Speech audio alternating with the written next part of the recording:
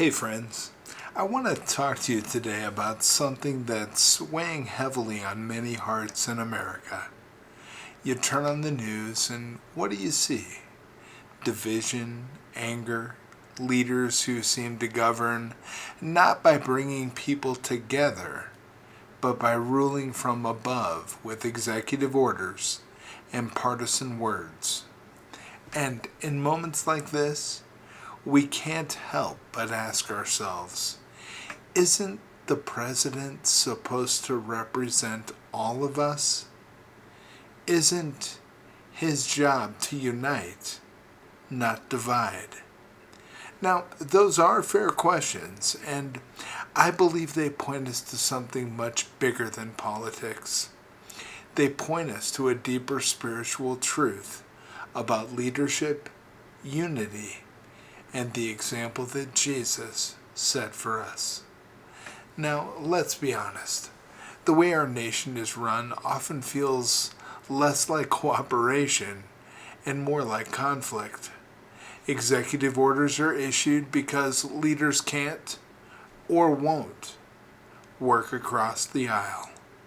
Congress is locked in endless stalemates, and people at the top seem more concerned with winning for their side than serving the people they were elected to lead. And that leaves us frustrated, right? And some ask, if this man was once a successful businessman, why can't he bring people together? But business and government are two very different worlds.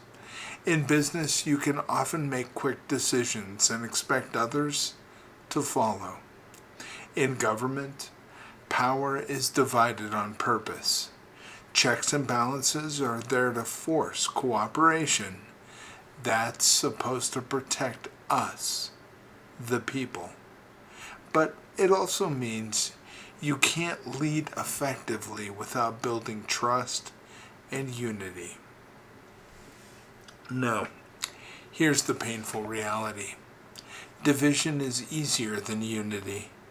It's easier to energize a party base with anger than it is to heal wounds. It's easier to govern by decree than it is to build coalitions. But the easy way is not the right way. Jesus spoke to this very issue long before America was ever even thought of. He said, "Every kingdom divided against itself will be ruined, and every city or household divided against itself will not stand." And we read that in Matthew 12, verse 25. And that's not just a spiritual principle. It's a national truth. Division weakens families. It weakens churches.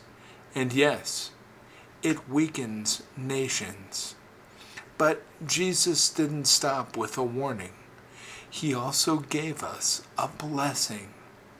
Blessed are the peacemakers, for they shall be called the children of God.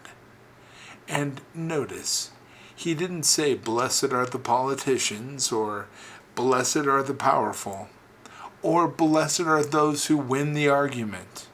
He said peacemakers, those who build bridges, those who choose love over hate, understanding over suspicion, and humility over pride. And that's the model of leadership that Jesus gave us. Not one of self-interest, but one of service. The greatest among you will be your servant. Think about that. The true measure of a leader is not how many orders he gives, but how faithfully he serves. Not how well he divides, but how courageously he unites. And here's the good news. Even if our leaders forget this, you and I can still live it. We don't need permission from Washington to be peacemakers. We don't need executive orders to serve. You and I can choose unity in our homes, in our communities, and in our daily lives. So let's not put all our hope in one man or one office. You know, presidents come and go, parties rise and fall, but God's word remains. And his call to us is clear. Heal, don't hurt. Serve, don't divide. Love, don't hate. And our nation may be divided, but our hearts don't have to be. We can be the light in this darkness.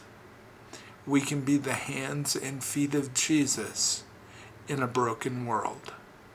And when we do, unity won't just be something we wish for. It'll be something we live out. One act of kindness, one choice for peace, one step of faith at a time. And that, my friends, is what Jesus would say to us today. And if we listen, if we live it, we can be the ones to bring hope where others bring division. God bless you, and God bless America.